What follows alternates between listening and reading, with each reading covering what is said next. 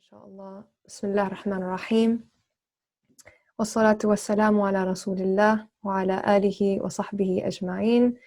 Thumma ma ba'd. Assalamu alaikum wa rahmatullahi wa barakatuh.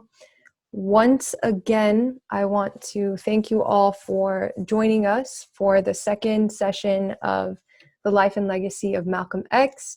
As we discussed last week, we want to make sure to honor the legacy of Malcolm X, and there's no better way to do that than to critically and seriously engage with his life and study his life, his own words, and trace his own evolution of political thought.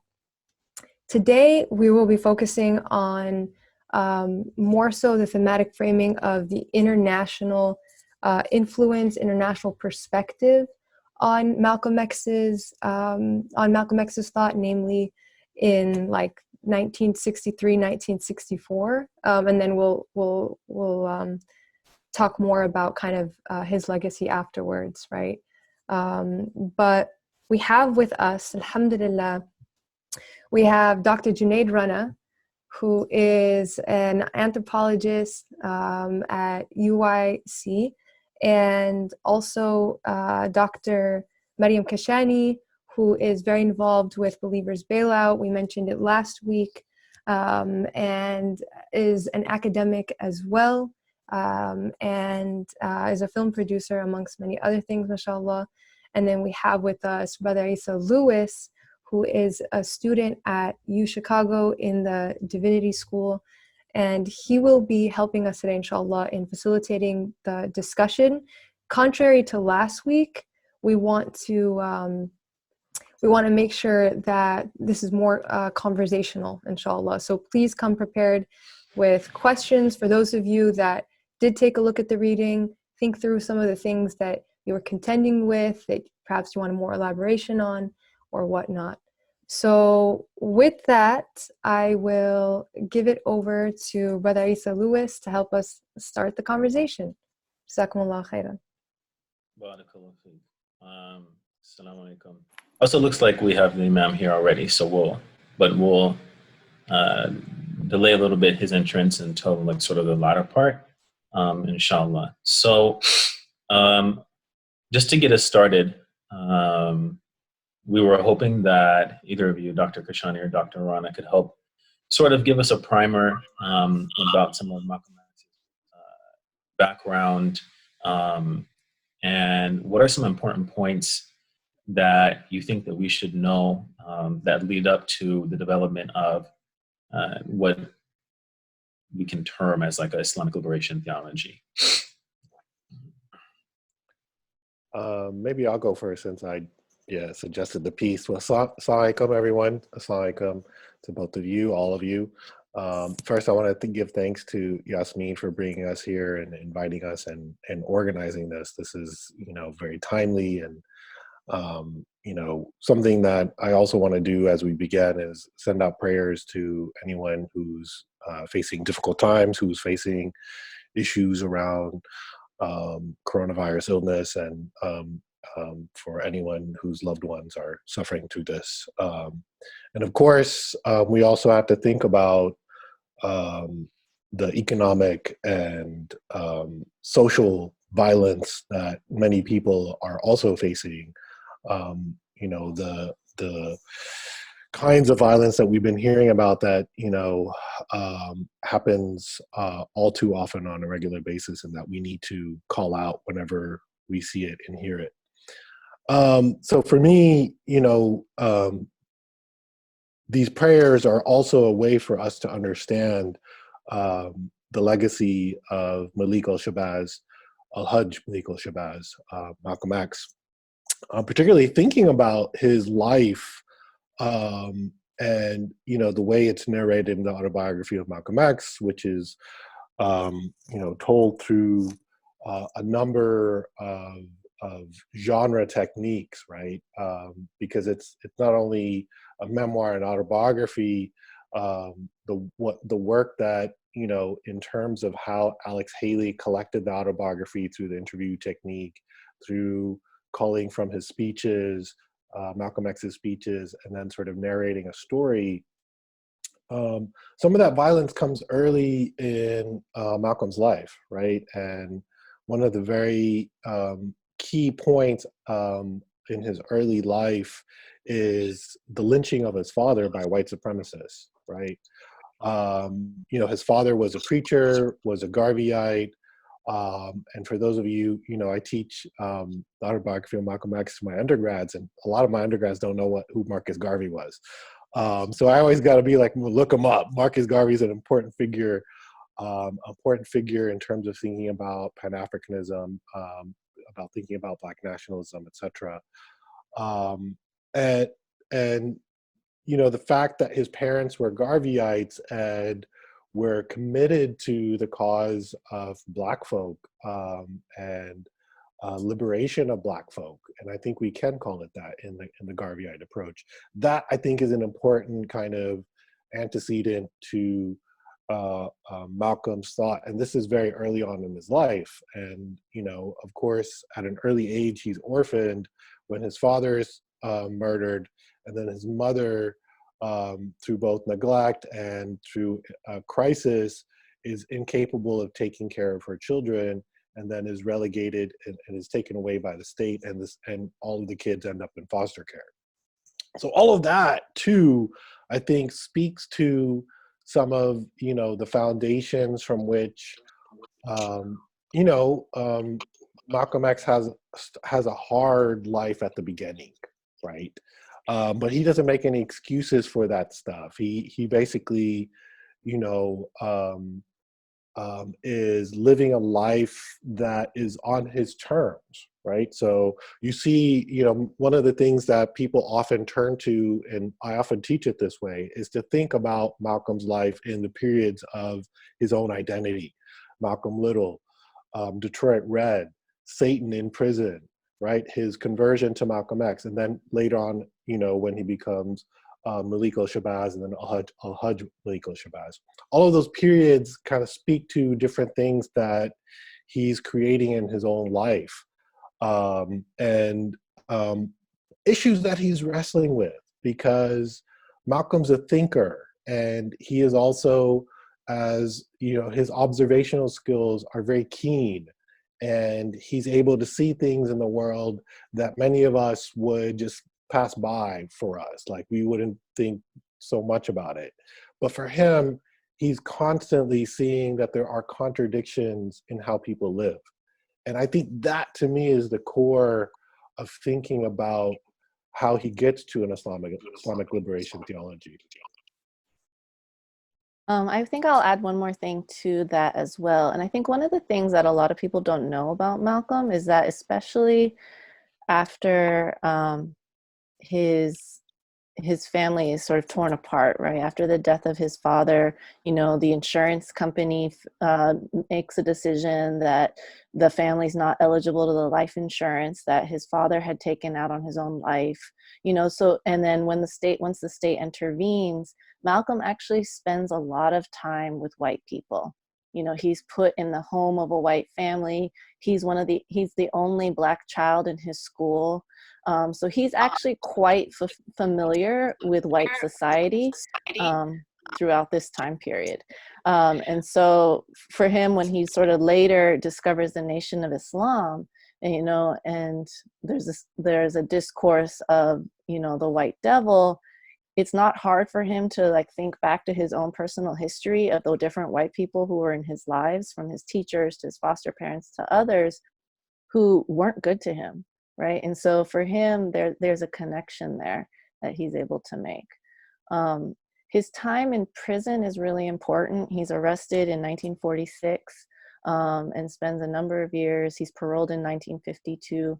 Prison for him, as Dr. Rana mentioned, it's his transition from sort of this, what he self-entitled Satan, to who he becomes in terms of Malcolm X. It's a very transitional space for him, actually. He was always a student and a learner, and this was actually a place where he was able to really delve into reading. He was very active in a debate society that existed in the prison as well. and he's exposed to sort of Orthodox Islam there through other prisoners who were there at the time. And then his brothers and other siblings introduce him to the teachings of Elijah Muhammad while he's incarcerated. And so, you know, as his younger brother says, you know, you can get out of prison if you stop eating pork, right? And you start doing these other things. And so he says in his autobiography, so he's like, I thought my brother had some sort of plan for me to escape physically, but it's about him being able to escape spiritually and mentally. And so that's really an important moment in his journey of growth and becoming that we then see the fruits of later on. Yeah. So I think that there's a couple of things that we can probably continue to build on a little bit, and those are very excellent points. I remember in an interviewer asked him one time if he could be objective. That's something that you two sort of combined in your comments. Was the interviewer asked him if he could be objective about the status of white supremacy in America, having had his father lynched, and he said no one was more integrated with white people than me. Mm-hmm. He said that I was in white society more than any other Black person, perhaps. And so I think having those two, as Dr. Rana has said, contradictions even, and the meaning of those contradictions is something that I think permeates Black life. So I wonder if what's the relationship then between, as you mentioned, these contradictions that he's seeing in the world, to what opens him up towards some of the theology of the Nation of Islam, and that then allows him to develop more along his track towards a sort of like political and also spiritual becoming. That's a good question. So one of the ways that I think about this, and this relates to what we were just talking about, you know, I just finished reading Peniel Joseph's The Sword and the Shield, The Revolutionary Life of Malcolm X and Martin Luther King, where he's basically comparing their lives. And for those of you who don't know much about their biographies or even the context of like how they went at each other, it's a really good book. It's a very accessible book. It's a great history. It's a biography. But he makes a point, and you know, Dr. Kishani just made this point, and we all often think about these things, but we just kind of don't make the connections. That when Malcolm X was in prison, Martin Luther King was at a theological school. So they were both studying for the ministry. And Martin Luther King was at a school and Malcolm was in prison, right? And so to me also, like, inherent in your question, and even the point that, you know, he was in white society, he was inherently, you know, understood it, he was participating in it. You know, his whole Detroit Red period was all about, you know, taking advantage of it, working the system, you know, involved in all kinds of underground activity, because that was what was offered to him. And that's how he made his claim to white society. And when white society caught up to him, that meant prison for him, right? And so often when we think about prison, the first thought that comes like to mind is like somebody committed a crime or somebody did something wrong to society. But these are also, for the context of how Malcolm ends up there, it's also a reflection on society didn't know what to do with him, right? And I think that's also the case of how we should think about the prison system in the United States, where, you know, and that's the whole logic of warehousing, right? When we think about the prison system. So I think, you know, thinking about his time in prison, you know, even Malcolm writes really fondly about that time, because that was, you know, when he was denied an education, a formal education in most of his life, this was the time where he could just read whatever, right? He read through the library with like with a fire inside of him. And that fire, that kind of, that needing to know, the needing to have answers, I think also speaks to not only his direction toward Islam and the Nation of Islam, and Elijah Muhammad's teachings in particular, but also just these questions that he had, this thirst that was never quite quenched, right? And so reading for him, you know, it's like your other interview that you did for BBO Isa with Mark Lamont Hill. Mark Lamont Hill, where he talks about, Mark was like, yeah, reading is fundamentally Islamic. And I think that was it for Malcolm as well. That reading and learning and knowledge, you know, when we think about the Quran and the role of knowledge, and we think about knowledge as centrally an Islamic concept, that was always there for Malcolm. Dr. Kashani? Yeah, I mean, I think also he was a product of a racialized white supremacist society, like absolutely. You know, when he was a child, he wanted to be a lawyer, and he told his teacher this, right? And his teacher told him he should learn a trade, right? Because Black kids don't become lawyers, right? And so had he had that opportunity to actually pursue his studies, he would have had a very different life, right? But it was because of these ideas of what, you know, it was very much, you know, in a way, an early version of like the school to prison pipeline, right? Where he was tracked to a particular future, right? In which, as Dr. Rana says, you know, society didn't quite know what to do with him, right? And so as a surplus being, he was put into jail, and he really, you know, he's like made that lemonade out of lemons in that situation. Yeah, I think I'll stop there for now. Well, I was hoping that, I mean, so something that y'all both picked up on, and I like the framing of that, this, as somebody as a surplus being, somebody who society doesn't know what to do with him.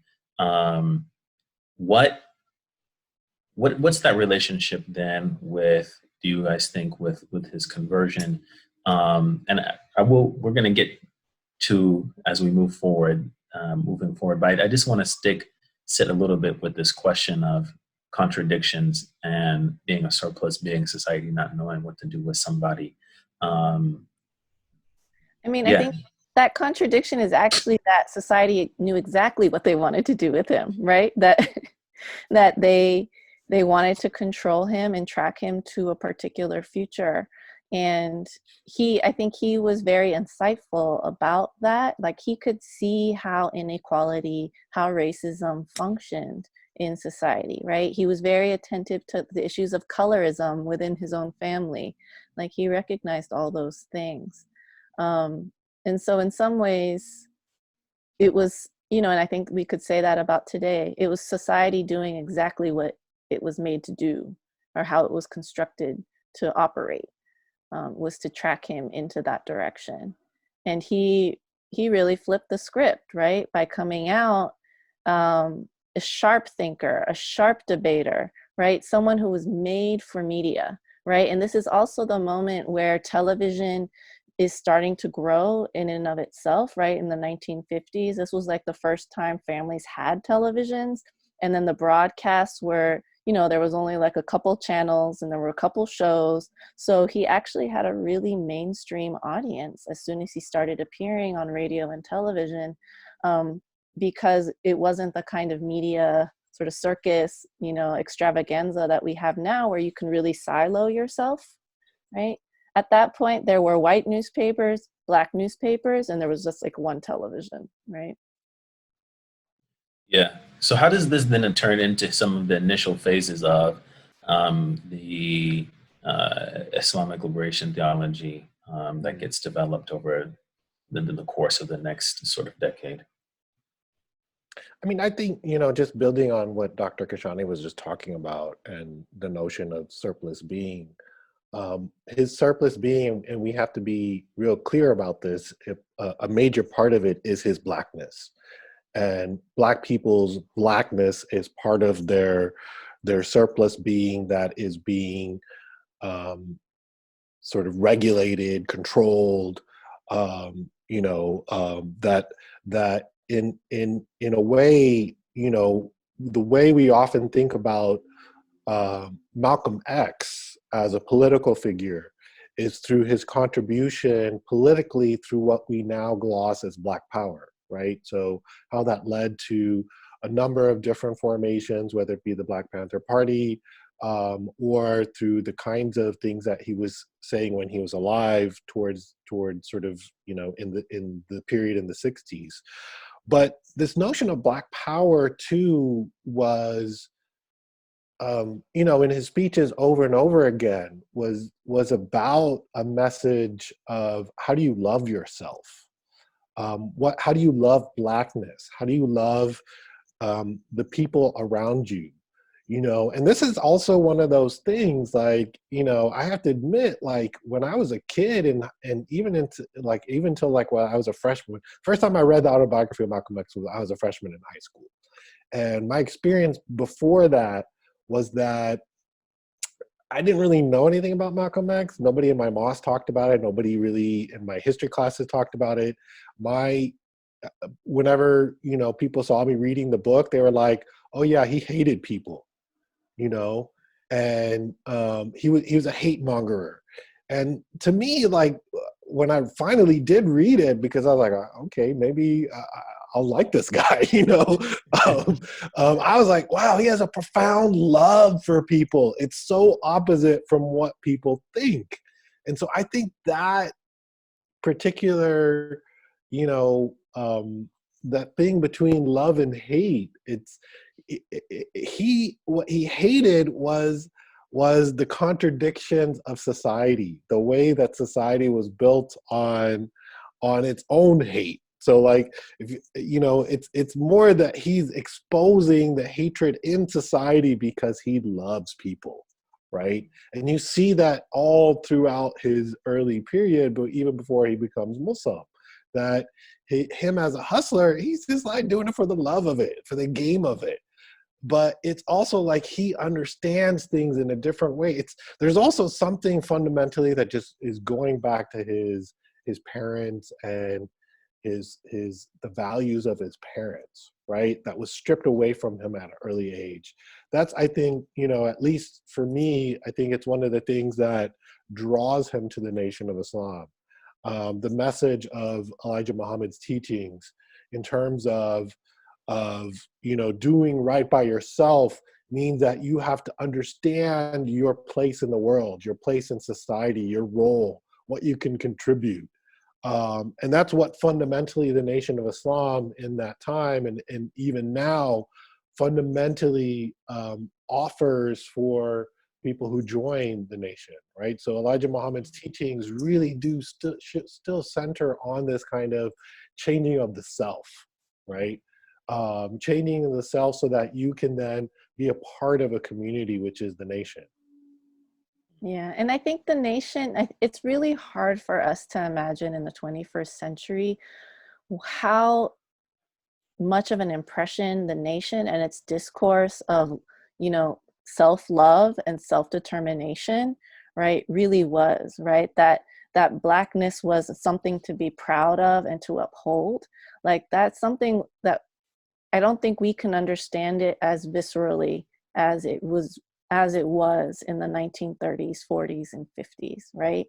And I think that's what people needed to hear, right? And it so opened their eyes to thinking about the world in a different way, right? That we don't necessarily have to aspire to whiteness, that we can build a nation of our own, right? In which we have Black doctors, Black teachers, Black store owners, right? Black businesses, Black schools, right? That people were self-sufficient and that they could be noble and dignified and disciplined as a community. And so I think the nation was very important for that. And that's something that Malcolm learned in the nation and that he took with him into his work, even after he left the nation. Yeah, I think that we have like a pretty good groundwork or framework for some of the things. I'm just hoping I can sort of summarize them briefly, and then I'll leave it to you guys to sort of to move us a little bit forward. Is one that it's about one of the priorities that Malcolm obviously never loses is about his Blackness, and what that means in a society full of contradictions. But one of the things that, Dr. Rana, as you were speaking, it made me think about something that I thought about before is contradictions. There's also a very deep Islamic rhetoric that Malcolm would always use. Particularly, I think about hypocrisy. There's no way that I can not read the Quran and think that Malcolm was taking the language of the Quran to apply to his reality, to the reality of white supremacy, and how he developed sort of a very deeply engaged Quranic type rhetoric around sort of the hypocrisy of liberalism and of liberals, and the promise of democracy, and the exclusions that automatically creates, and sort of the nihilism that leads to within the Black community. And of course, then you have the ethics of sort of self-love that is both around sort of Black nationalism, which engages in sort of like a critique of racism and self-determination, but also with, I think, a very deep Quranic spirit as well, around sort of just purifying oneself, around preaching against evil, about hating evil in society, hating oppression, also hating being impoverished, not having your own means. So I think that those three things that y'all sort of neatly summarized for us can sort of help us think about a little bit more when he accepts Orthodox Islam, travels, begins to travel. I mean, he's always traveling deeply, but as his travels expand more, how would you guys sort of, first of all, what, outside of the story of Hajj, I think, where do you think sort of Malcolm's, or what do you think that we can learn from Malcolm's travels, not just the Hajj story? I think maybe we can table that. But specifically, what are some of the things that you see when he's traveling to different places, Egypt, Sudan, Ghana, these different places, and then how is he beginning to develop this sort of Islamic liberation sort of theology?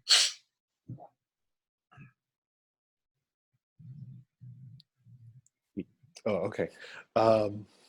Yeah, there's so much.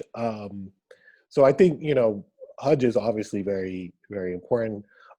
He, traveled to the Middle East and Saudi Arabia on a previous trip that wasn't the Hajj. And I think all of those, his travels, again, it was a process. It's also very Islamic in a way, right? The traveler who's constantly seeking out other people and learning from them and thinking with them. I do think, at least in the piece that I shared with everyone, the Edward Curtis piece, My Heart is in Cairo, there's two strands of what's happening. And I think this is also emblematic of where Malik El-Shabazz ends up. One, he's just getting all of this knowledge in terms of the Muslim world. Like, what do Muslims around the world think? And what are their experiences? And one of the insights, not only from Hajj, but from other places that he's getting, is that there are so many different kinds of Muslims, right? There's not just one kind of Muslim. And the experience of being a Muslim is very different in place to place. And I think this is not only enlivening him, it's creating for him a very complex assessment, not only of what his role as a minister for the Nation of Islam had been in the way that you wonderfully described, right? Calling out hypocrisy in, the wilderness called the North America, right? Because it is straight up wilderness, right? So there's that part, but then there's also, the stuff he's doing in West Africa, and sort of, so there's one, it's a pan-Islamic thing, and then two, there's a pan-African thing, which again, those two things are building and they're kind of working together.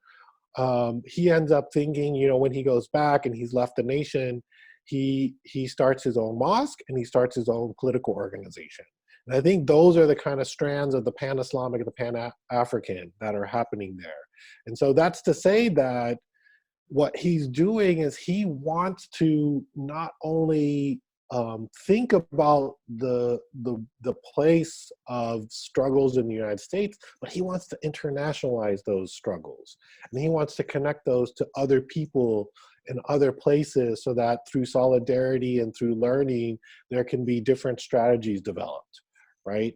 And so hence the OAAU, the Organization of African American Unity, and the Muslim Mosque Incorporated, those two organizations really push this kind of idea of like, there's a lot to be learned, not only by ourselves, but together, right? And so working together means, it means a whole lot of things, right? But one last thing I want to say about this too is that, I think as people who are unfamiliar with the work of Malik El-Shabazz, as they work through the autobiography, as they work through the speeches, as they work through all of the literature that's referred to as Malcolmology, right? There's a lot. And I love reading that stuff. Even though I know the story, I learn constantly about it. One of the ways that I've often thought that, people think of Malcolm X as a political figure. But in fact, I think for me, I think of him as one of my main philosophers and one of my main theologians, precisely in the way, Isa, that you were describing, that when he's talking about the hypocrisy in the world or the evils of the world, those are the things that I think should organize how we think about how we approach our politics, how we approach our deen, our religion, how we approach our way of inhabiting the world. Those are issues that have not gone away. Those are issues that are with us today, that, Malcolm X speaks to our time now, right?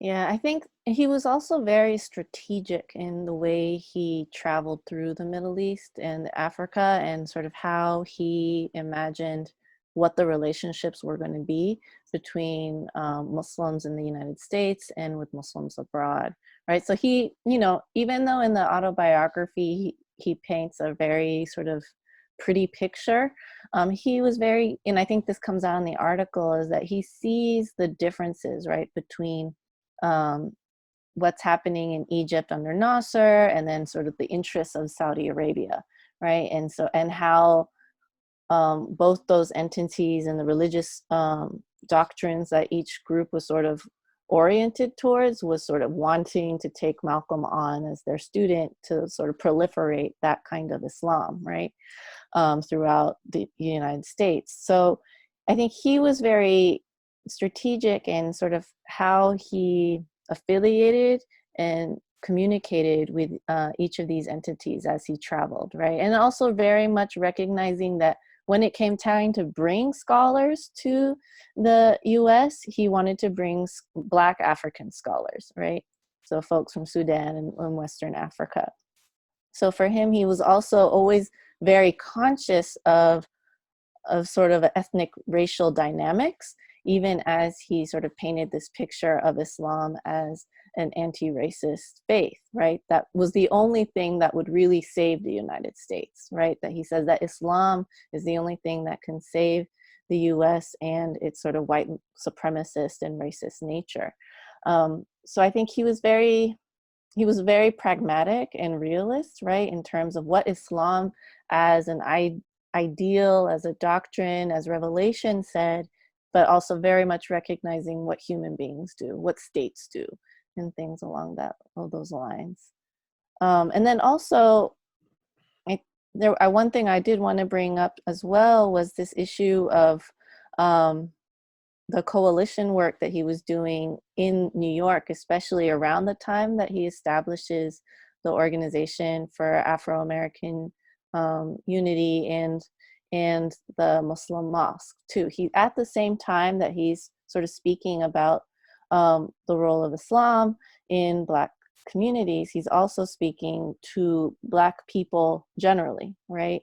And I think this goes back to the Pan-Africanist thing that Dr. Rana was talking about. He recognized that not everyone was looking for a religion and wasn't going to organize themselves according to a religion. And that's really what the Organization of Afro-American Unity was about, right? It was a space where people could come together and think. But even when he was still in the nation, he was already involved in different coalition work around police brutality in New York and in Harlem in particular. And we can talk more about that in a bit.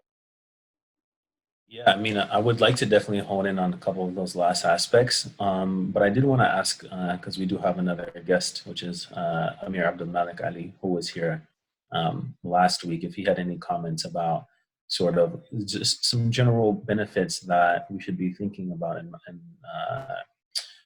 Malcolm X's travels. Assalamu alaikum. Wa alaikum assalam wa rahmatullah. It's an honor to be on with your guests and the very powerful points that they're making. Just briefly, that last week we were talking about how when Malcolm was going on his travels, he was treated as a head of state. A head of state, you know what I'm saying? And I remember that there were certain leaders, I won't name names, like in the 80s and so on and so forth, they were going to Africa on behalf of the White House.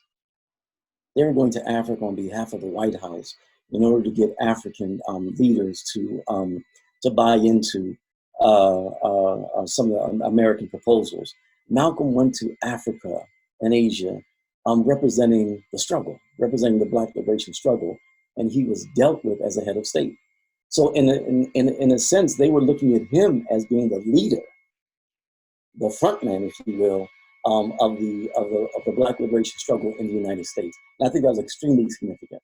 And Malcolm was aligning himself with revolutionary elements. Malcolm, of course, was a revolutionary. And so he was aligning himself with those revolutionary elements that he found over there in Africa and in Asia and talking about their unity. So I think that's really, really critical as well.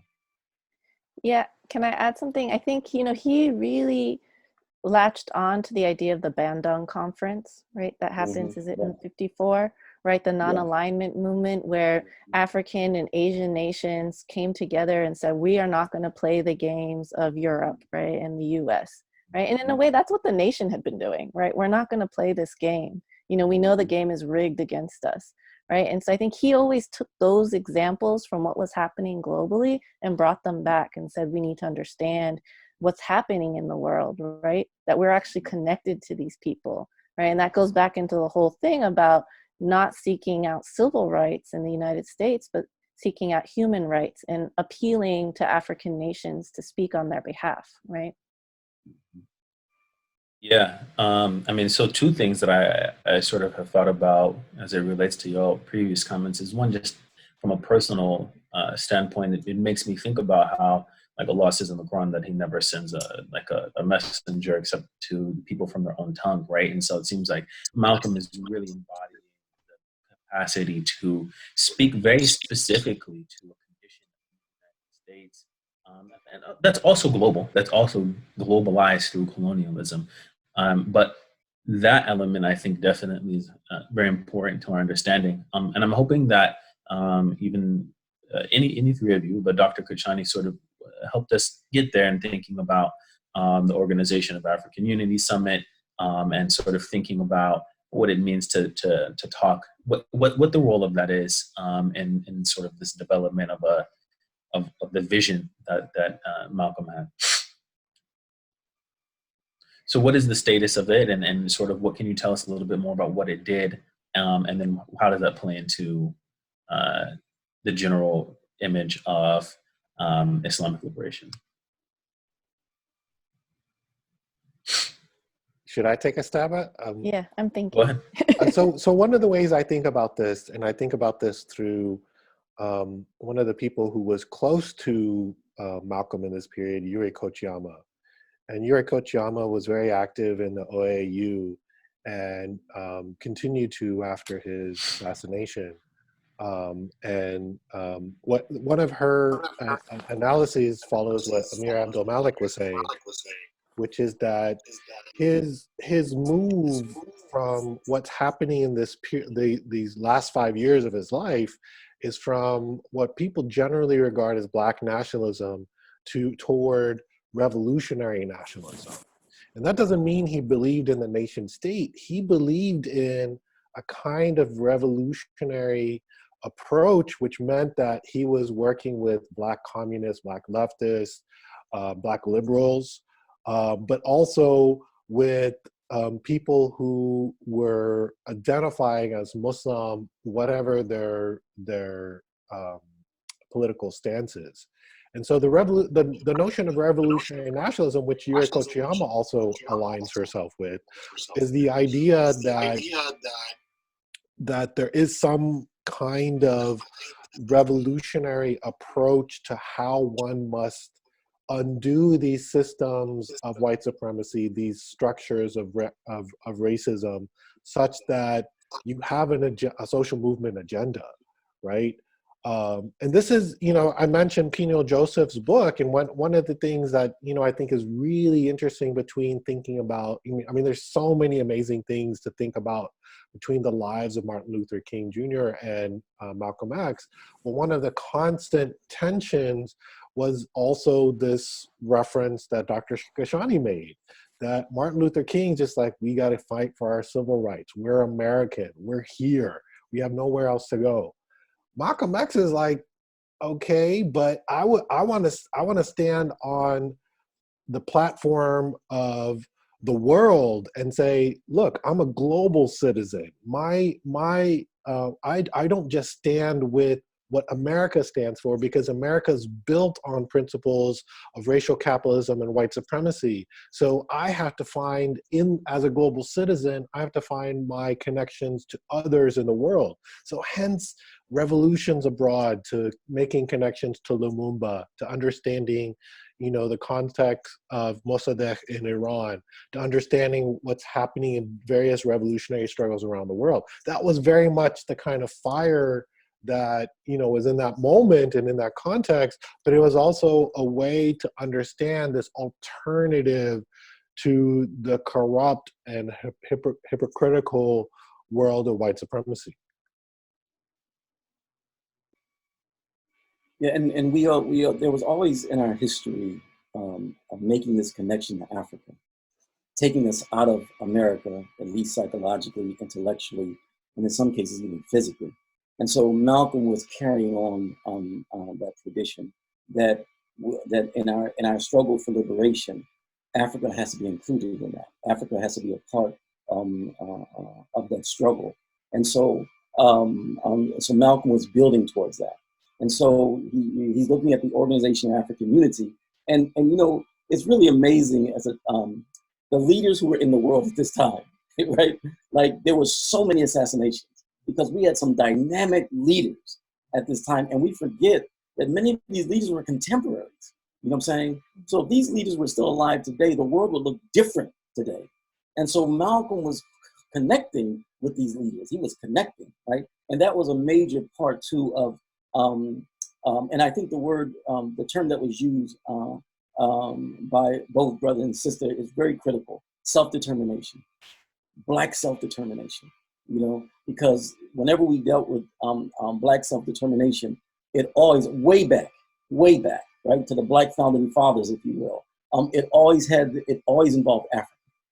Our Black self-determination always involved Africa. And so Malcolm was reigniting that strategy, having been done by Marcus Garvey, or tried to be done by Marcus Garvey. Malcolm was reigniting that strategy, right? Connecting us to our African homeland, right? Organization of African Unity there, Organization of Afro-American Unity here, right? That concept. And I think that was really, really critical. Yeah, and then if you look actually at the plans of the Organization of Afro-American Unity, right, it's all about self-determination, right? It's about owning the schools, like owning the curriculum that's happening in the schools, the businesses in Harlem, they're doing their own community policing so that police aren't going to be in the community. So really doing their own self-defense, right? And like all those things were about recognizing that whenever the state came in, it was doing damage. Like, its intentions weren't good for the Black community, right? And and then again, it was a multiracial community in Harlem, right? There were Puerto Ricans. Yuri Kochiyama her Japanese American family was out there living in Harlem, organizing on behalf of the schools, on behalf of police brutality at that time. And so I think those were things that Malcolm could see, like self-determination happening on the African continent with all these revolutions, right? And then could also see how assassinations would come soon after, right? And sort of the insidiousness of European and US empire, right? And so recognizing that there was,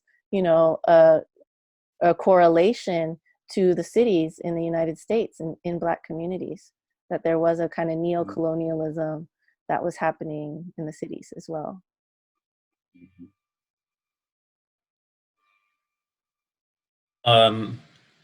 Yeah, did you? Okay, I didn't know if Amir Abdul Malik wanted to add something else into that. No, the only thing is that Islam itself is a liberation theology. When someone comes to Islam, just La ilaha illallah is the basis of a liberation theology. And so when Malcolm came to the Quran and Sunnah, which of course was Allah's plan, right? Man plans, Allah plans, really Allah is the best planner, because the plan was to get him kicked out the nation of Islam. But that was Allah's plan. So by him coming to the Quran and Sunnah, that made him the revolutionary that he was. Like, it sealed the deal, if you will. Because with Islam, you don't have to tweak Islam to make it a liberation theology. Those of us who have a Christian background, with Christianity, you do. But Christianity is a Western thought pattern. And so you have to tweak it in order to make it a liberation theology. Not Islam. Islam is a liberation theology in and of itself. And so by him coming to the Quran and Sunnah, that right there enhanced and brought him truly to the revolution, made him the revolutionary that he was. Yeah, I think that actually probably connects well with the article that Dr. Rana had shared with us, and some of the things that were articulated there. One of the things that stuck out to me, of course, is that that the article emphasized was Malcolm's emphasis with Muslim leaders and with the Muslim world, that there was no embodying the Quran without the liberation of Black folks in America. And so I'm hoping that perhaps you can touch a little bit more about some of what that means, and sort of what are some of the points around this constant, the connection between the constant fight against white supremacy and defining Islam's sort of inherent trajectory around abolishing these sort of oppressive systems. I mean, if you think about liberation theology as it was practiced in Latin America, which came out of a Catholic tradition, and then sort of thinking about Islamic liberation theology as well. I mean, what the theologians did in Latin America was said, actually, the gospel is about identifying with the poor and the oppressed, right? And I think that's something that we know the Quran does, right? That we are constantly called upon to respond to those who are poor and needy, oppressed, who don't have power, and that we must be on their side, right? That sort of the call to justice in Islam is against the tyrants, right? Is against those who manipulate wealth, right? And I think that was very clear for Malcolm, that he saw that. And for him, when he looked at who was being manipulated, who was being exploited and oppressed in the United States, it was Black people, right? And so for him, there was never a reason to say, oh, Islam is anti-racist, I'm not going to identify as Black anymore, or fight for Black communities that aren't Muslim, for example. For him, it was always part and parcel. These are things that he saw as tied, and that all Muslims were then incumbent to fight for Black people in the United States. Yeah, I mean, two things I want to add to this. One, I think one of the reasons I think of Edward Curtis's article, because it's something I've been thinking about for a long time with Malcolm X, and he just, he put it together so beautifully, just drawing on, some of Malcolm's late travels, and then his diaries and his writings around, his heartfelt feelings around being in the Muslim world, being in Egypt, being in Cairo, being in Palestine, being in Saudi Arabia, and all those places, and how he connected with people. So one, I think, Islamic liberation theology is an open-ended thing. It's something that I hope that people continue to think about, continue to work on, continue to read about, and not only to think about how it exists in this Islamic tradition, but to go back to the Catholic tradition and to read what liberation theologists were thinking about. What does it mean to, even not only, sort of folks in Latin America, but people like James Cone, the theologian, whose book, God of the Oppressed, to me, like, that book just, says so much about, how as Muslims, we have to think about those people who are suffering, right? Particularly in the month of Ramadan, when we're talking about this, and when this is what we are guided to do, to think about not only the suffering that people face, human suffering, but those who are predisposed to vulnerability. Particularly, as we started this program, one of the things that I think is on many of our minds is, one, coronavirus, but then those who are more vulnerable to it. And as we look at those numbers coming out in the United States, and I'm sure they're gonna unravel even more and more, that demographically, epidemiologically, Black and brown people are more predisposed to it. And there's no mystery to that in a way, because, if you've been studying how the racist structures of US society has already put Black and brown people at the front lines of vulnerability for all kinds of things, doing service work. As those of us who are privileged to shelter in place, there are those people who are then doing the work that allows us to shelter in place, right? And, some of them by executive order, they're forced to work in meat plants, right? So, that to me also requires us to think in different ways about, the kind of complexities in which we live in white supremacy, but we are forced to participate in white supremacy. So means to then say, what are the ways, how do I take the side of the oppressed, right? What is it incumbent on me? What do I need to do to understand, the vulnerability of certain people in society, as opposed to, right, the core sort of common way of approaching it is like, those people, that's their situation. My situation's different. And what I learned from Malik El-Shabazz, what I learned from thinking about the Islamic liberation theology, is that it is precisely as Dr. Kashani said, and as Dr. Sherman Jackson writes about, it is something that we fundamentally have to address, which in North America, those who are predisposed to this violence are Black people, and Black suffering is something that we have to directly respond to. Yeah, I think that this is you guys really, I think, highlighted probably quite a bit of what sort of the foundation for an Islamic liberation theology or any sort of liberation theology looks like. And I think that this is a good transition for us to, we're going to, obviously for folks who are watching, continue to send us questions.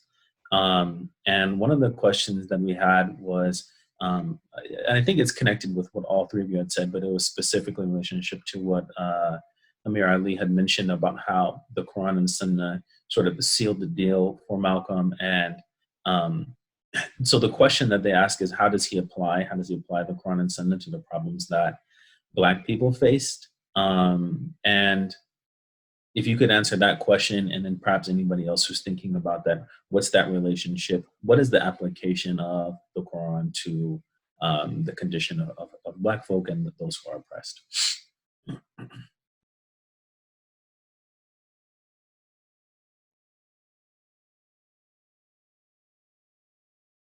Is this me? I'm sorry. A common theme here in America was African uprisings led by Muslims. African uprisings led by Muslims. This goes all the way back to post-Columbus. And Malcolm is a return to that tradition, African uprisings led by Muslims. So Malcolm has taken his Islamic mentality, Islamic psychology, Islamic understanding, and he's applying that Islamic understanding to the liberation of his people. One, international. And internet, without getting too much into it, an international perspective comes from a perspective of Tawheed, right? If one believes in Tawheed, a political expression of that is going to be a focus on the international, right? Malcolm's focus on education, right? That's Islam. Malcolm's focus on the importance of self-determination. Self-determination is so important for Muslims. Our calendar is based on self-determination. Time began for us when we formed our own nation state, if you will, our own city state, right? So the whole thing about emphasis on self-determination, that's Islam, right? The emphasis on strong families and so on and so forth. And so what Malcolm was doing was taking this Islamic understanding, right, and applying it to the liberation of a people. So it's directly connected, and it goes way beyond that. But the main aspect of it, though, again, the unity. What did Garvey say? One God, one aim, one destiny, right? So Malcolm is talking about unity, right? Tawheed, and I can't emphasize enough his emphasis on self-determination, and that's really, really critical. I think. I know people will call it nationalism, people call that, and so on and so forth. But we have to be careful of that, I think, because nationalism is something that is antithetical to Islam. But when we look at it in the context of self-determination, there it is right there. Because Muslims are all about self-determination. Wherever we're at, we're going to form communities. We're going to form environments where we build our own institutions. So that mentality, that Islamic mentality, was infused, and not for the first time, but infused into the Black liberation struggle. And I think too that we're gonna continue to see that, inshallah. That as the 2020s unfold and so on and so forth, Islam will have a major role to play in that, and Muslims will inject those Islamic ideas into the liberation of Black folk here. I can add a couple things to that. Of course, there's the verse about, Allah doesn't change the condition of a people until they change themselves, right? So that internal shaping of self and shaping of the community, of course, which is in the Quran and in our teachings. And I think to go back to that idea of Tawheed also, like I would say, and Dr. Jackson talks about this too, but like the aspirations to whiteness, the rampant kind of like America first kind of thing, right? The economic exploitation, those are all shirk, right? Like that's worshiping whiteness, worshiping the state, worshiping money, right? So for him, like those things, the Quran, Islam already, lays it out for us. And I think that's why Imam Abdul Malik can say it's not Islamic liberation theology, it's Islam as liberation theology, right? And I think what was also really important for him is this idea that we can defend ourselves, right? He would always talk about in the Christian tradition, you turn the other cheek, right? Versus in Islam, we defend our people, right? We defend ourselves, right? We hold mercy and forgiveness very high in the tradition, right? But there's only a certain limit we can take to oppression. And there's a certain point in which we have to fight that back. Yeah, did you have anything to add, Dr. Rana? So then how would one of the things that I think that's a wonderful summary. Another question that we had, and it's obviously this is all connected, and Imam Abdul Malik mentioned this too, was thinking about internationally. So a question that we had from Facebook was, how do we connect our struggle to the larger global struggle against fascism and capitalism and racism, just as Malcolm did, considering that we have certain limitations imposed upon us by those same forces?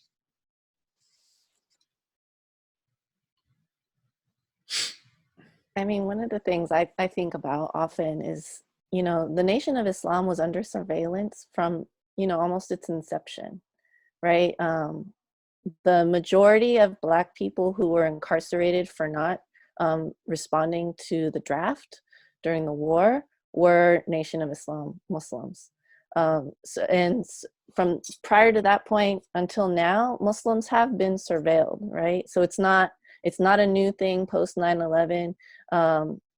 And you know, to take the words of Audre Lorde, like, I'm not sure if we were ever meant to survive here in the United States as Muslims, precisely because we follow a liberation theology, right? So I think that's one of the things that we have to think about when we do the work we do to fight, you know, systemic and global oppressions. We have to be very conscious of the insidiousness of those who we are fighting in that struggle for justice. But that doesn't mean we shouldn't do it. And I think that's why it's also really important that we work on multiple levels, right? The local level, the national level, and the international level. And we don't all have to do all of that. We can, you know, we have a big enough ummah that we can spread that labor. I mean, you know, I think the other thing that I would add to that is just to look to the example of Malik Shabazz and his, you know, his life, right? So Dr. Kashani was bringing up some of the things that he was doing in New York with, you know, the coalition work. And, you know, he was doing a lot of coalition work with folks that people thought he was adamantly opposed to, because when they would get on the stage and they'd debate, they just like duke it out. And it just seemed like they could never be friends. But, you know, that's not the way that political work goes, right? You often, it's also like also that he respected those people as well, because, you know, the way they debated one another. And so the ability to work with people whose ideas that you don't totally share, but you can see that you are both working towards the same goal, that also is an important aspect of coalition, right? Understanding that there is common cause. And when we're dealing with the behemoth of the kind of problem that we're talking about, you know, that you mentioned in the question, fascists, white nationalists, white supremacists, the White House, you know, those are things that require a lot of organization.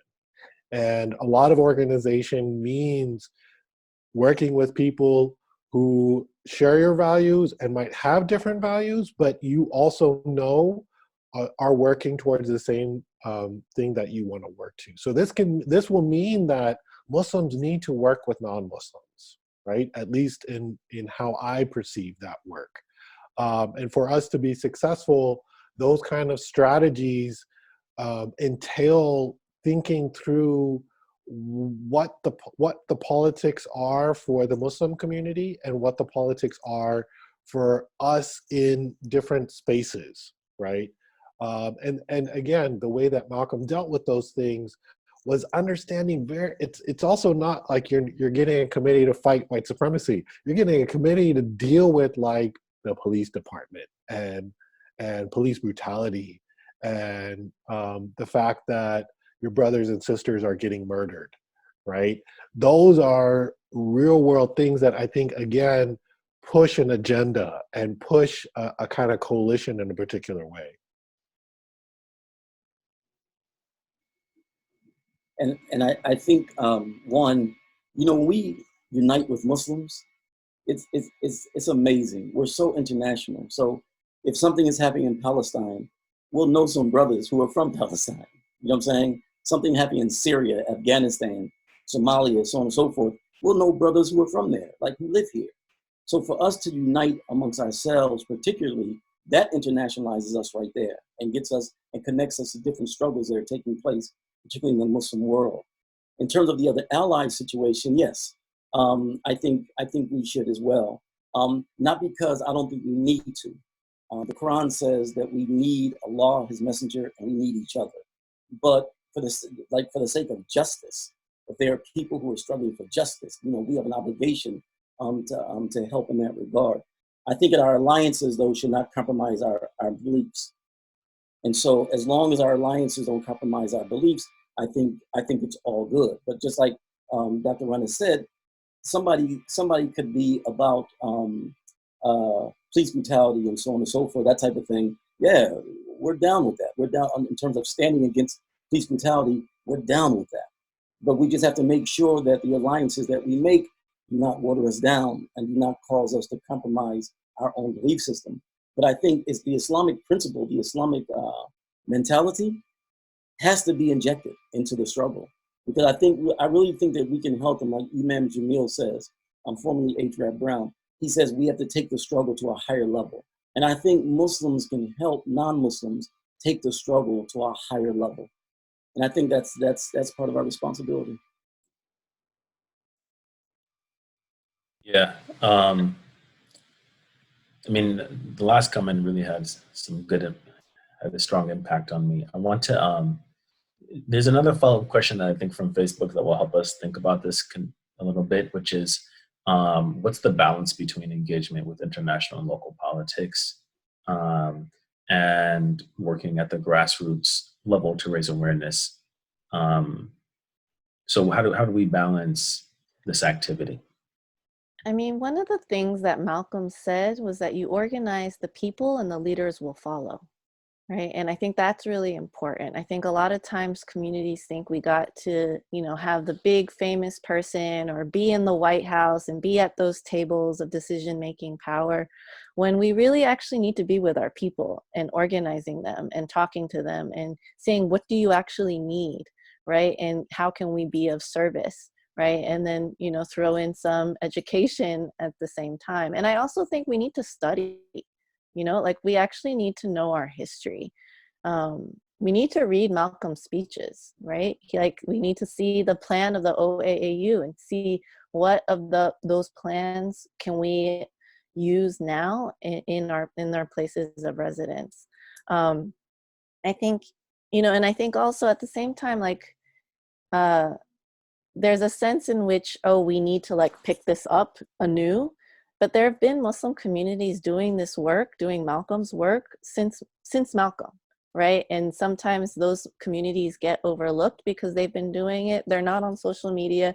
They're not trying to get fame, but they're working very locally on the local level. And I think there's a need to return to that, especially now. And I think there's nothing like this current crisis that shows us the ideas around mutual aid. Is your neighbor okay, right? I think those are the kinds of things we need to be doing, where if we are responding in these moments that people have of crisis, they will show up for us as well. But we have to know each other, and we have to, be our own sort of security forces, right? So that people don't feel like they have to call the police on their own family members, right? That's something we see time and time again, where we don't have the resources within our communities to handle the kinds of harm that happen. Because harm is always going to happen because we're human, right? We're an-nas, we forget, right? And so we constantly have to recognize that we will hurt each other, but we can't always go outside to heal those hurts or to police and punish those hurts. We have to have our own systems.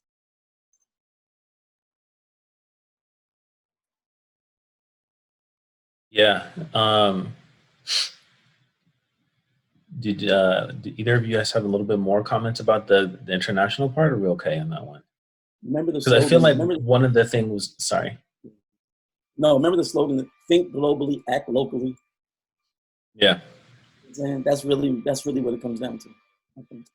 So, I mean, one of the things that I think is connected to is another question that I think was for specifically for Amir Ali, which is that last week somebody had a question about basically the divide between the older sort of, or the immigrant community that comes in and African-American Muslims that have a very deep sort of history within America and understanding the American context. And this is a question for all three of you, but how to bridge that gap. The bridging of the gap is you guys. the bridging of the gap are the children of immigrants. And I've experienced this so many times. When certain positions are taken, ideas are related, sometimes there are those of us who get a little bit nervous. And I've been in situations where the children of immigrants would introduce us to the older generation. And the older generation got to understand exactly where we were coming from, African-American Muslims, those of us in struggle. So the children of immigrants are the link between the indigenous and the immigrant Muslims. They're the link right there. And because we have to keep in mind that we talk about a slave mentality, and they dealt with a colonial mentality. You know what I'm saying? And there's been this attempt to try to keep us apart from each other, and so on and so forth. And so just like there's certain effects of the slave mentality that we have, there's certain effects of the colonial mentality that they have, right? And so again, their children, who are both indigenous and immigrant, right, serve as a bridge to help bring us together. So I think the key are the children, and they've been playing that role. They've been playing that role for years, and it's a role that I think that, and I hope that they will continue to play.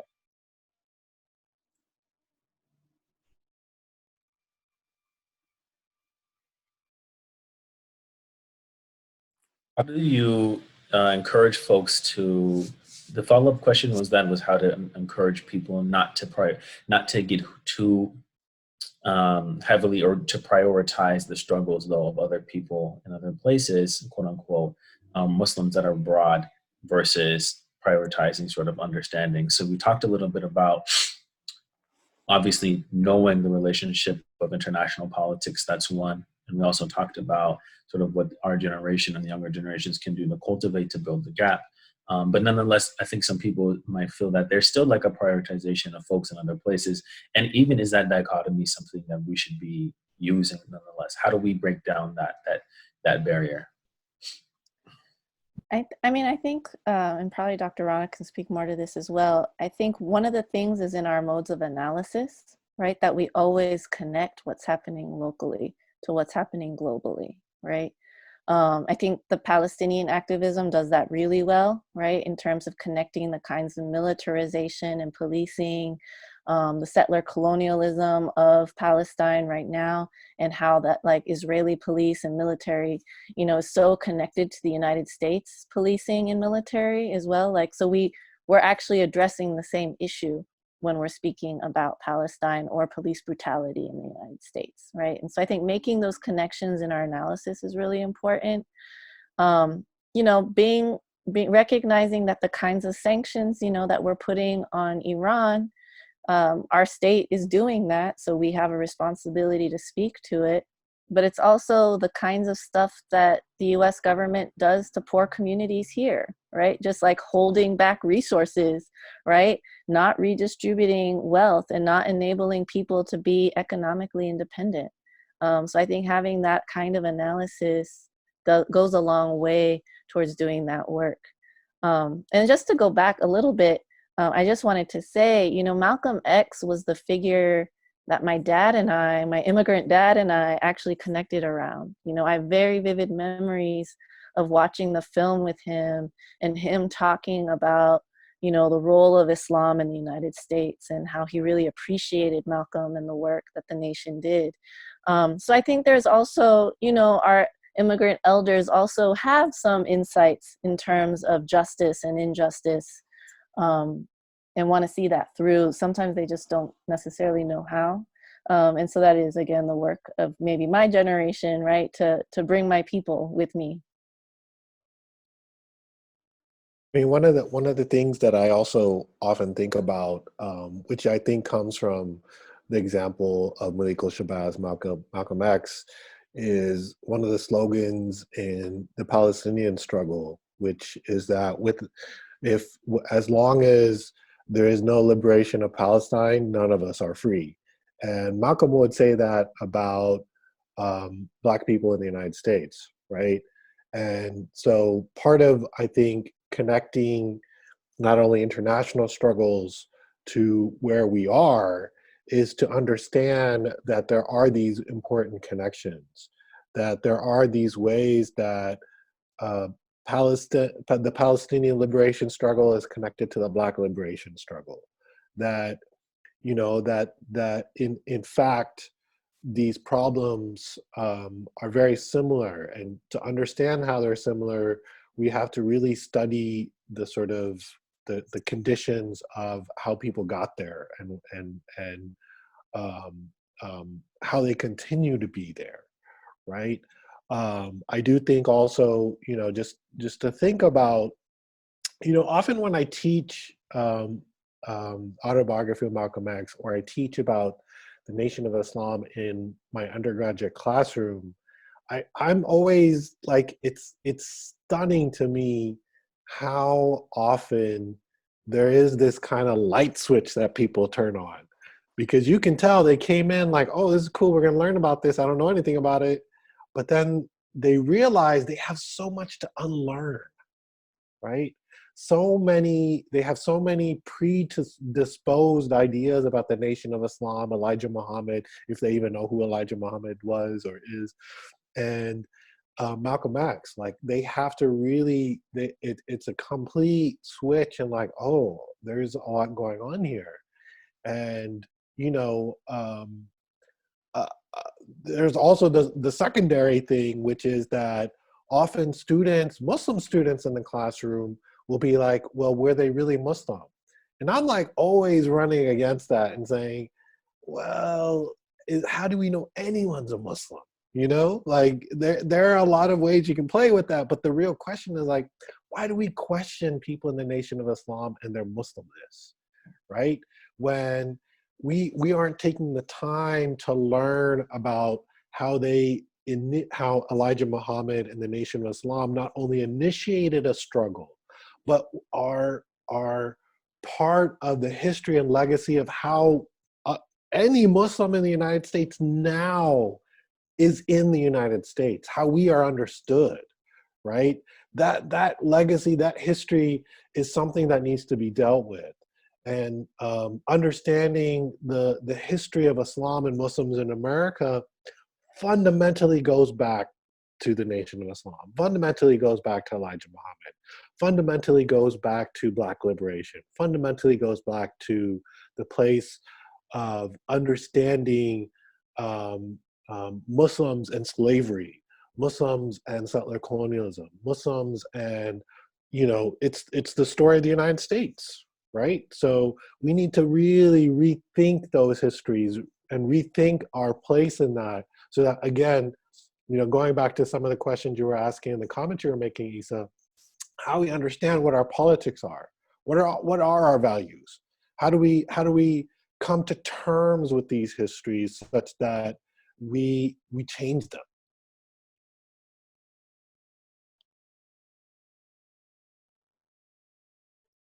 Yeah. I think we're gonna, so I apologize. The last part that I think that you highlighted is something really important, and just continuing to understand what the foundational narratives of both the Muslim community and sort of the quote unquote American narrative is really important. And I think understanding our relationship to both of those is incredibly important. We're running short a little bit on time, but we wanted to see if Dr. Kashani or Brother Amir, if either of you had any sort of final reflections, or you, Dr. Rana, has some final reflections, and then we're going to get some reflections from some folks that will come in from who are watching now. I did want to just lift up, especially in talking about Malcolm. Malcolm would be speaking very loudly about this now. The murders of Ahmaud Arbery that happened in Georgia a few days ago, and Dre'Shawn Reed that happened in Indiana, as well as Mikhail Rose, also in Indiana. I think, Malcolm, I mean, when we think about our Islamic tradition and the fact that there are, those who will revive the tradition in every, century, I really believe that Malcolm is one of those revivers for our time. When you consider so many people that he brought into Islam, both at the time when he was alive and that he continues to do, in his death and in his martyrdom. And so I think we need to study him and draw strength from him. I don't know if there were or are people as brave and bold as him in terms of speaking truth to power, right? Really saying it like it was and is, and in making it plain, right, in clear language that everyone could understand. I don't think we've had, like, he is one of the great 20th century figures, right? And I don't know that we give him his due, even in the Muslim community, in that way. I think we give him short shrift to talk about him maybe once a year in Black History Month or around his birthday and things like that. He's someone we should be engaging with year round, daily. So I think that's my final reflection. My final reflection on that, as what my sister pointed out, is, and I think this is very critical too. Malcolm talked about the need in necessary for martyrdom. When I think about and see what happened, as the sister said with Aubrey, I can't help but think that eventually, and I'm saying this as a Muslim, of course, and as a Black man, that we're going to have to get to a point to where we're going to have to be willing to die, and we're going to have to be willing to see others die. And I think that in order for this mentality to stop doing what it's doing to us, we will eventually have to respond like human beings and defend ourselves. And so in that self-defense, like Sister Betty said, that Malcolm said to her that a Black leader is not worth being a leader unless they're willing to go to the hospital, prison, or the graveyard. And in order to deal with what we're dealing with today, we're going to have to also highlight the aspect of Malcolm in terms of his willingness for martyrdom, right? His willingness to to put his life on the line. And the Prophet, peace be upon him, talked about it when he said that there'll come a time, I'm not going to get into the whole hadith, but your enemies will no longer fear you, and they'll eat at you like hungry men in a dish. Why, Messenger of Allah? Will be small in number? No, you'll be large in number, but the wahan will be in your heart. The weakness will be in your heart. And the weakness is the love of this world and the fear of death. So once we show these people that we are not afraid to die, or even to see others die, the number of our people being assassinated, because it's an assassination, because it's political, the number of our people being assassinated will dwindle drastically once they see they're dealing with the people who are willing to die. And I think that's one of the legacies of Malcolm that we have to embrace and honor, inshallah. That's all I'll say on that. So as a final reflection, but also to respond to one of the questions that was coming through the chat. I think Malcolm, for me, is one of a kind. I don't know that we can ever have another Malcolm, that we can have another Malik al-Shabazz, but we can certainly continue to learn from him. And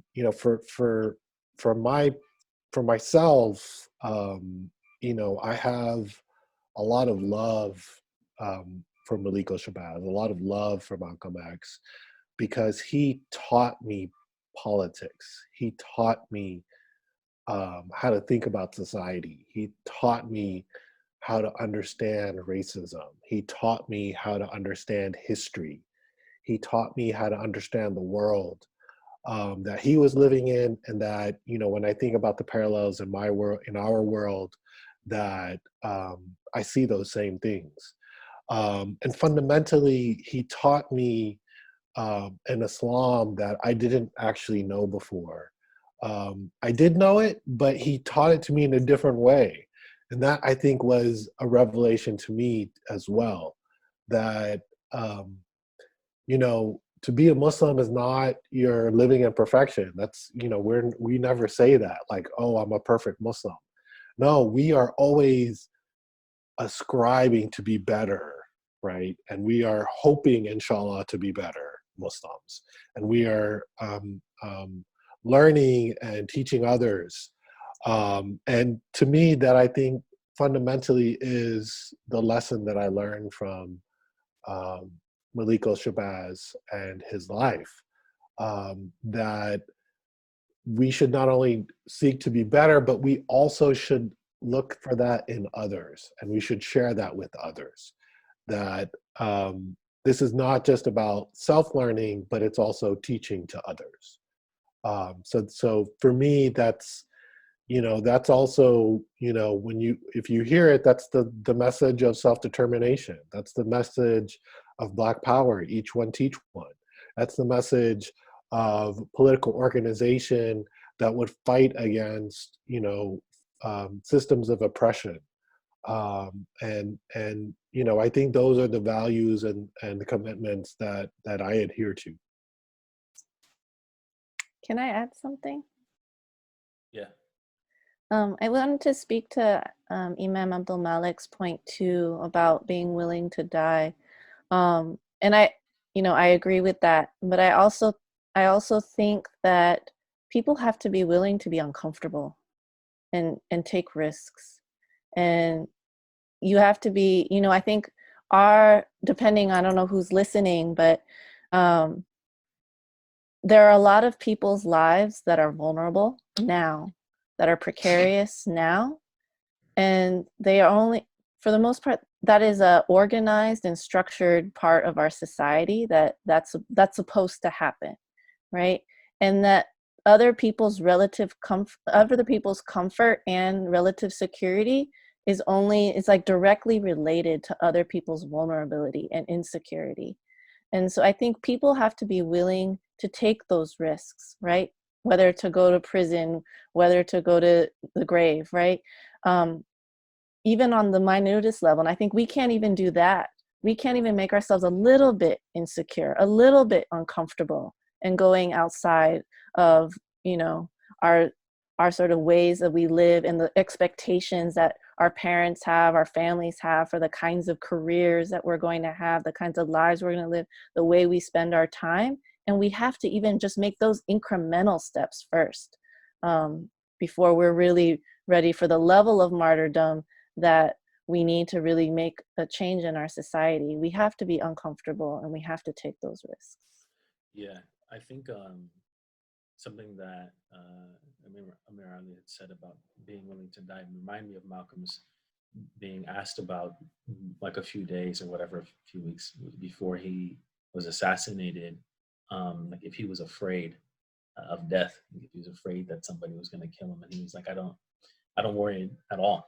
I'm a man that I believe like I died 20 years ago, and I'm living my life as if I'm dead already. So he has no fear whatsoever of anybody or anyone or anything.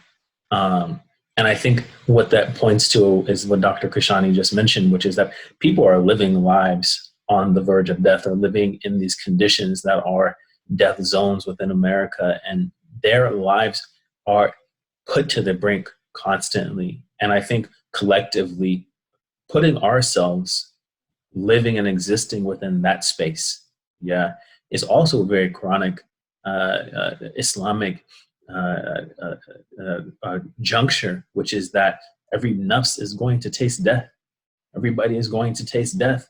And that the people who are oppressed the most are the people who are closest to Allah subhanahu wa ta'ala. Why? Perhaps because they have left sort of the attachment to the dunya, and they have left off, they've been sort of freed from their, the condition of being so attached to things and being attached to certain types of lifestyles and these types of things. Not to glorify oppression, but to say that nonetheless, that aspect of living within and in relationship to death, which means also closeness to Allah subhanahu wa ta'ala, turning that around to meet Allah, is something that I think both of you highlighted, and it's perhaps sort of like the general mission that Dr. Rana was speaking about of Malcolm's life.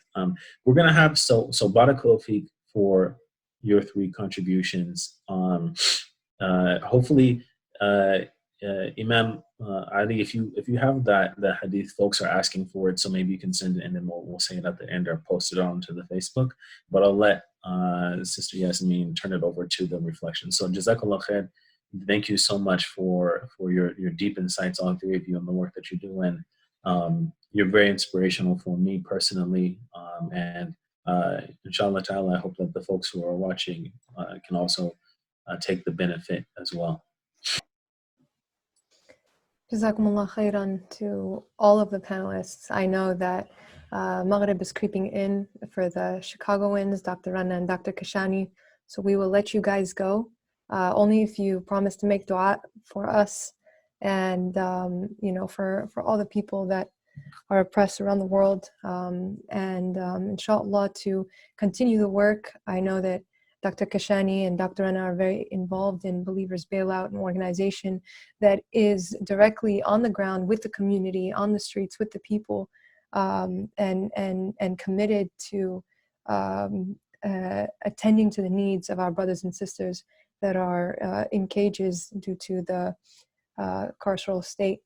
So you are in our du'as, and we ask you to keep us in yours, inshallah. We will quickly, inshallah, continue with a final reflection or two by some of our attendees, namely Sister Kiran, and then we have Hanabal, inshallah. Also, Imam Amir, if you can just share the hadith. A lot of people, actually, we've had a couple on Facebook, as well as somebody on here that was asking for where it was from. All right, and I will give the mic to Kiran to share a final reflection, and then Brother Hannibal, and then we'll close with Surah Al-Asr. But panelists that have to go, please feel free to hop off, inshallah. Jazakumullah khairan. All right, Kiran. Assalamu alaikum wa rahmatullahi wa barakatuh. Wa alaikum salam. Thank you so much. This was so wonderful. It's such an honor to listen to everyone speak. I echo so much of what everyone else has mentioned. A couple of points. So in terms of us being uncomfortable and wanting to, be willing to lay down our lives for the cause of justice, and particularly, Black liberation in America and throughout the world, in the oppression that's occurring. I recalled an ayah of the Quran.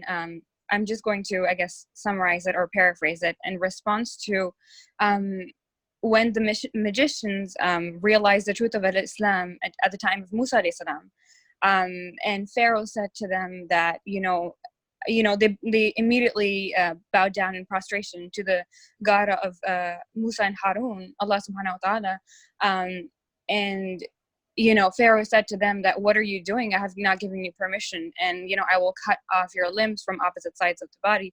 So they responded by saying, but we're only going to meet our Lord. So for them, laying down their life, it was, they're returning back to their Lord. It wasn't anything sort of significant. Another thing that I remembered while reading the article that you shared, Yasmin, one of the imams that I spoke with back in the day about Malcolm X and about his life, and he said something very eloquent to me, and he said, when you begin to learn more about Islam and grow closer towards Prophet, peace be upon him, sallallahu alaihi wasallam, your life closely begins to mirror the life of Prophet sallallahu alaihi wasallam. And so while reading the article, it just dawned on me that when the Prophet ﷺ was met with extreme grief and rejection, from his own tribe, from the Quraysh, and he was in exile, and, most of everyone had rejected him except for a close few who believed in the message of Islam, Allah subhanahu wa ta'ala later on took him for the journey of his lifetime to Isra wal Miraj. And during that time, also Allah subhanahu wa ta'ala prescribed the Muslims and, the prayers. So while reading this article, I think back to Al-Hajj Malik al-Shahbaz, Rahimullah's life, and the parallels that are drawn between the lives of Muslims, particularly his life, and how it began to mirror the life of Prophet Muhammad sallallahu alaihi wasallam, and how Malcolm X, upon his separation from NOI and a sort of a sense of betrayal from, you know, what he believed to be the truth versus what was revealed to him.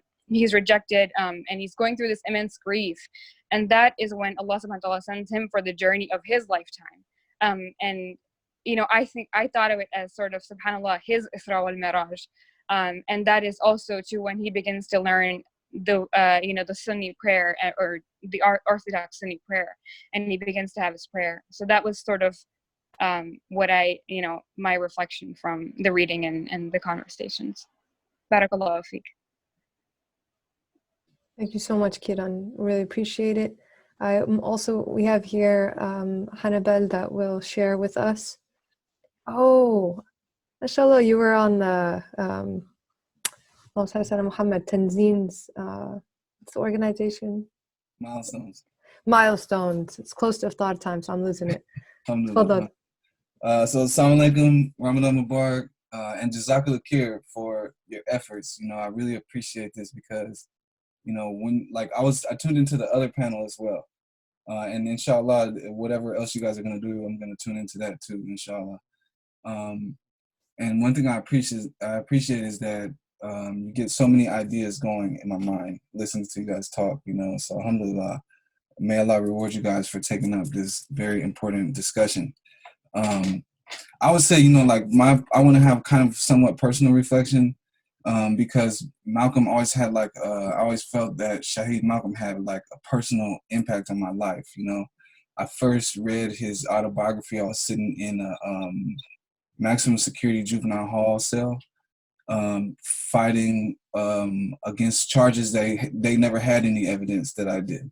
I not only didn't do it, but there was never any evidence to speak of. But they still were able to keep me in a cell for a few months behind that. And reading his autobiography, listening to like as he's talking about his family and whatnot, I was forced to think about my own family.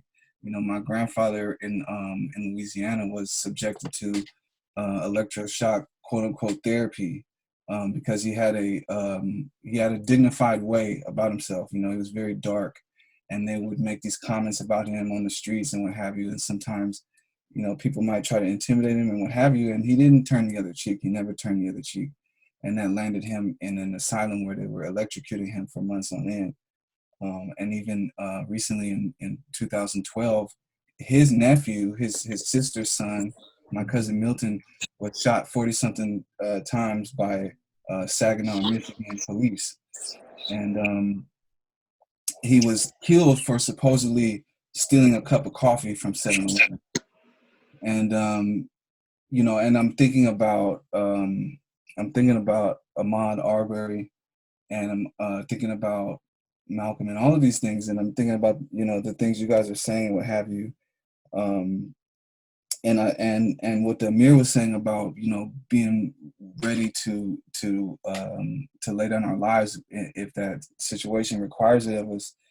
And I think that, you know, for some of us, like the struggle is within us, you know what I mean? Like the struggle was within me already as a child and was taught to me by my father. I was taught about his father. I was taught about our ancestors who ran away from plantations. And even in my family, like we have the documentation about those relatives and what have you. And so, you know, that struggle was always in us, and I pursued it in my life, you know, but it wasn't until I found Al-Islam that I was able to really harness my own potential for that, you know what I mean? And that's one thing I really appreciate about what the Amir was saying about Quran and Sunnah, is because, you know, I was like, you know, hurling myself into struggle constantly, but it wasn't until Islam that I got real clarity and like possession of myself, you know what I mean? And being able to really make the most use out of what I could do, you know what I mean? And giving me the clarity of, you know, like sometimes we think about if we have to sacrifice our life, sometimes people might think about it in a sense of like, you know, courage and bravado and this kind of thing. But at a certain level, when you've seen enough truth and when you've really studied the truth and when you've really studied Quran, at a certain point, you can no longer turn away from it. And it's not even a choice at that point. We don't get to choose to be martyrs or anything like that. It's something Allah chooses. You know what I mean? And it's something that at a certain point, if you really dedicate yourself to bearing witness to the truth, you can't turn away from it. And it's like, you could be terrified. You could be afraid of dying. You could be afraid of the pain that it's going to cause you, or what you're going to lose if you go to prison, or any of those things. And you still will not be able to turn away, because the truth is that potent and powerful. And we have to understand that too. You know what I mean? That ultimately, the things we're dealing with, there is a divine plan in place. You know what I mean? And the best thing that we can do for ourselves is to adhere to the truth. So that's my reflection. Alhamdulillah. Assalamu alaikum.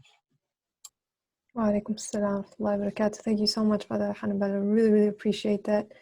And if the Amir has any closing remarks, and after that, inshallah, we will end with Surah Al-Asr. The Prophet, peace be upon him, had said, there will come a time where the nations will eat at my ummah like hungry men at a dish. And so, Messenger of Allah, is it because we'll be small in number? No, you'll be large in number, but you'll be insignificant like the foam on the water, and your enemies will no longer fear you. Messenger of Allah, why? Because of the wahn, because of the weakness in your heart. What is the weakness, Messenger of Allah? You will love this world and you will fear death. Right? That's Sahih, Bukhari, Muslim, either one of them or both of them. And look what he said. Your enemy will no longer fear you. So those non-Muslims who seek to oppress us, they should fear us, because they'll be reluctant to come into our countries and rape our children and our women. They'll be reluctant to steal our resources. And so what causes them to fear us is for us not to fear death, because they are attached to the dunya. They're attached to it. They don't want to leave the dunya. So if they deal with somebody or people who, as they used to say about us, who love death more than you love life, that scares them because of their attachment to the dunya. And so just the whole concept of making sure, and we don't all have to be there now, but like programming ourselves, for this commitment to Allah subhanahu wa ta'ala and his and the mission of Islam, right? And so I think that that hadith is very instructive for any oppressed people dealing with an oppressor. When they see that you're willing to die, then. Iman, people are just asking for actually a clarification on the quote you mentioned about the, believers being willing to, go to the hospital, graveyard, prison. Or was that quote particularly? That was Malcolm. I got you. Malcolm told that to Sister Betty, and Sister Betty mentioned that in her autobiography. Okay, that's what Malcolm would tell her. Yeah. I got you. Okay. Jazakumullah khairan. May Allah accept this virtual gathering, and may He keep us adamant, deliberate, and continuous in our commitment to al-haq and our commitment to fighting the oppressors and fighting the corruption in this country, and by extension in the world. Inshallah, may He keep us sincere and keep our limbs and straight in prayer, but also keep us standing firmly for justice, inshallah. With that, if we can have the Imam lead us in Surah Al-Asr. Subhanakallahumma wa bihamdik, nashhadu an la ilaha illa ant, nastaghfiruka wa natubu ilayk. إن الإنسان لفي خسر إلا الذين آمنوا وعملوا الصالحات وتواصوا بالحق وتواصوا بالصبر. Jazakumullah khairan. Wassalamu alaikum. We'll see you next week, everybody. Assalamu alaikum.